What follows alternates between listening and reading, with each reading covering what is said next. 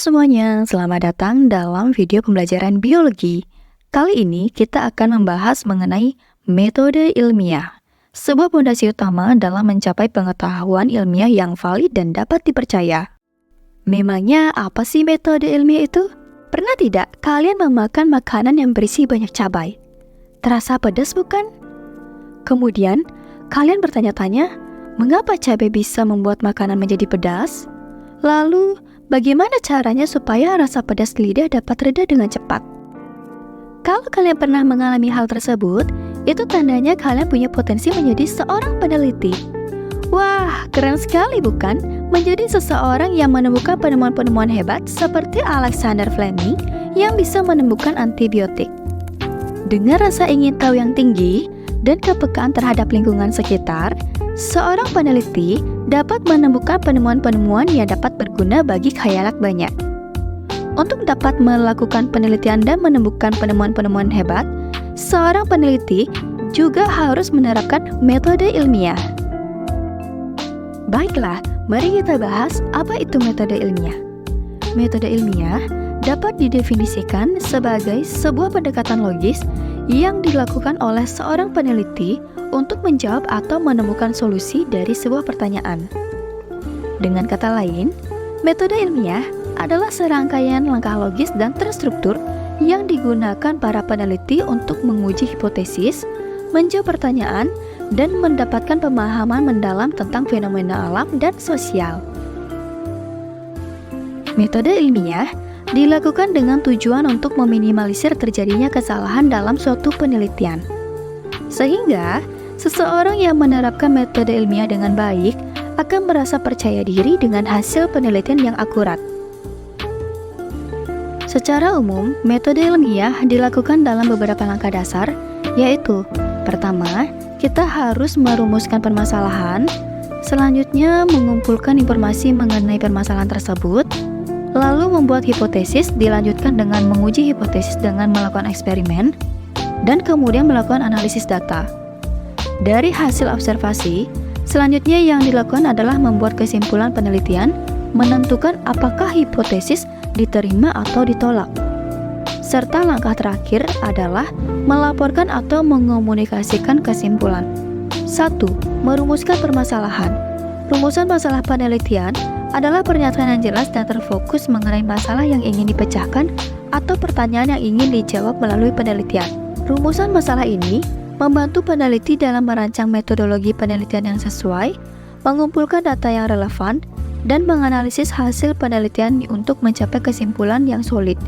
Rumusan masalah menggunakan kalimat tanya dengan pernyataan yang jelas, ringkas, dan bermakna. Selain itu, rumusan masalah juga harus spesifik untuk mempermudah dalam menentukan batasan penelitian serta metode percobaan dalam penelitian. 2. Menyusun kerangka teori.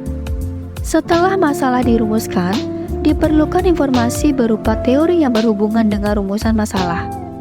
Ini disebut sebagai kerangka teori atau landasan teori. Sederhananya, landasan teori adalah kumpulan informasi atau teori yang memiliki keterkaitan dengan penelitian yang dilakukan.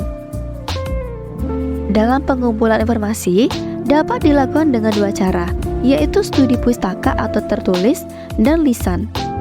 Informasi secara tertulis ini dapat diperoleh dari berbagai sumber seperti buku, majalah, jurnal atau artikel penelitian terdahulu, serta internet. Sedangkan lisan dapat diperoleh dari wawancara ahli. Dalam penulisan landasan teori, jangan lupa untuk mencantumkan sumber atau referensi untuk mempertanggungjawabkan informasi pada laporan penelitian yang akan ditulis. 3. Merumuskan hipotesis. Hipotesis adalah jawaban sementara dari rumusan masalah yang masih memerlukan pembuktian berdasarkan data yang telah dianalisis. Penyusunan hipotesis dapat juga didasarkan pada hasil penelitian sebelumnya yang pernah dilakukan oleh orang lain, serta teori-teori pada landasan teori, sehingga hipotesis yang tersusun memiliki dasar yang kuat. Hipotesis biasanya dituliskan dalam bentuk pernyataan. Hipotesis dapat dibedakan menjadi hipotesis kerja atau H1 dan hipotesis nol atau H0. Hipotesis kerja atau H1 dirumuskan dari kajian teoritis atau landasan teori. Hipotesis ini akan menyatakan bahwa terdapat hubungan atau pengaruh antara variabel bebas dengan variabel terikat. Oleh karena itu, hipotesis kerja biasanya disiapkan menjadi hipotesis yang diterima. Sementara itu, di sisi lain, hipotesis nol atau H0 disiapkan menjadi hipotesis yang ditolak. Karena pada hipotesis nol akan menyatakan tidak adanya kaitan antara variabel bebas dengan variabel terikat. Lalu pertanyaan selanjutnya, apa itu variabel? Variabel penelitian merupakan objek yang diamati yang merupakan pusat perhatian penelitian. Dalam melakukan penelitian, diperlukan variabel sebagai bahan observasi. Ada 4 jenis variabel, yaitu variabel bebas, variabel terikat, variabel kontrol, dan variabel pengganggu.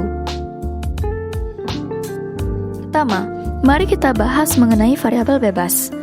Variabel bebas adalah variabel yang memengaruhi variabel terikat. Variabel bebas biasanya dibuat dalam beberapa variasi yang berbeda.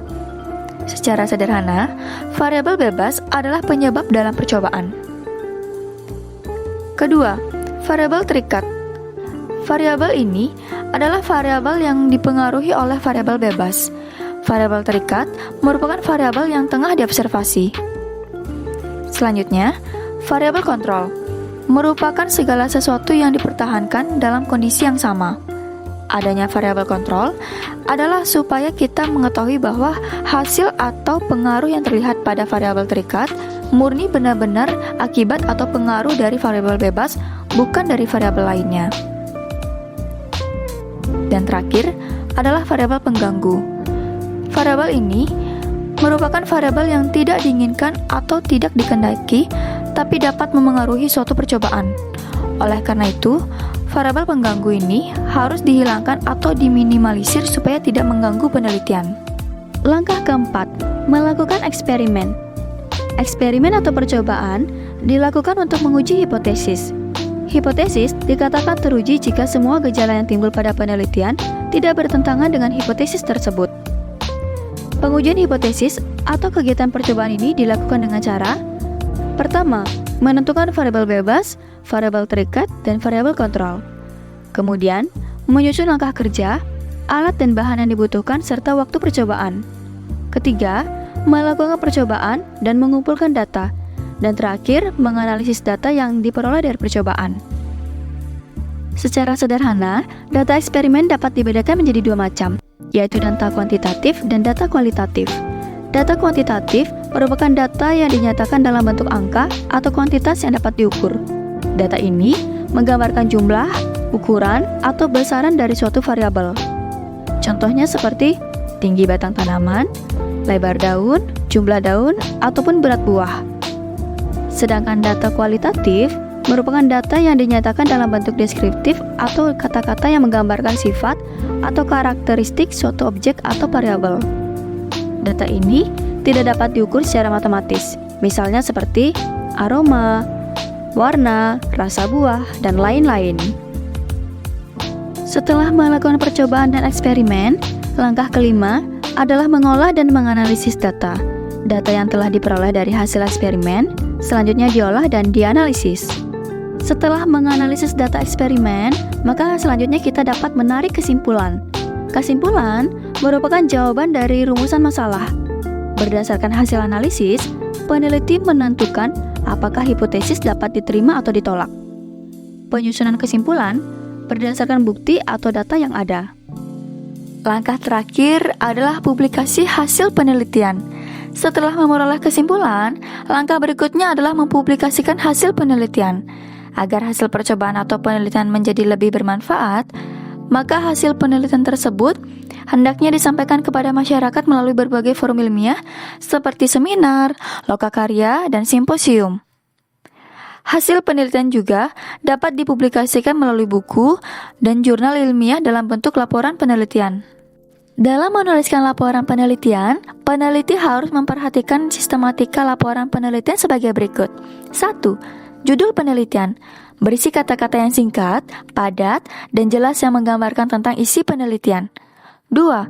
Kata pengantar. Pada kata pengantar, terdapat pernyataan-pernyataan tentang tujuan penulisan laporan dan ucapan terima kasih kepada pihak terkait. 3. Daftar isi.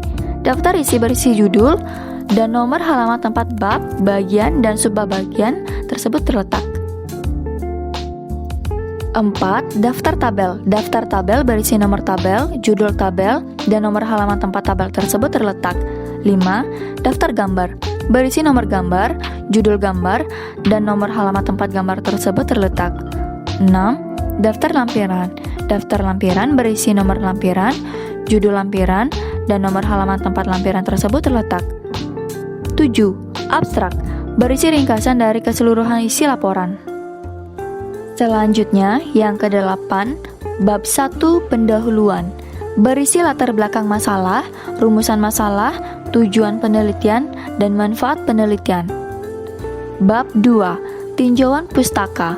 Memuat teori-teori yang mendukung penelitian atau hipotesis yang telah disusun. Bab 3, metode penelitian. Memuat tentang penjelasan cara kerja atau metode yang dilakukan beserta alat dan bahan yang diperlukan.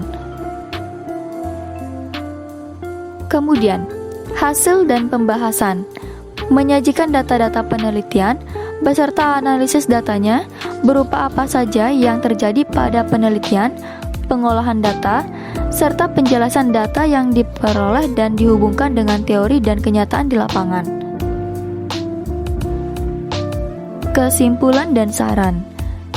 Kesimpulan memuat jawaban dari rumusan masalah dan saran berisi masukan-masukan peneliti untuk kesempurnaan penelitian selanjutnya. Daftar pustaka.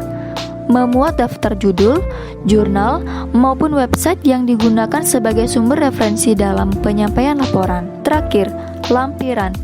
Memuat data-data yang mendukung penelitian. Metode ilmiah memastikan bahwa pengetahuan yang diperoleh didasarkan pada bukti-bukti yang kuat dan dapat diuji ulang oleh orang lain. Hal ini membantu menghindari bias dan menghasilkan penemuan yang dapat dipercaya dan dapat diandalkan. Demikianlah video singkat tentang metode ilmiah. Dengan mengikuti langkah-langkah ini, kita dapat mendekati pemahaman yang lebih tentang dunia di sekitar kita. Terima kasih telah menonton dan sampai jumpa.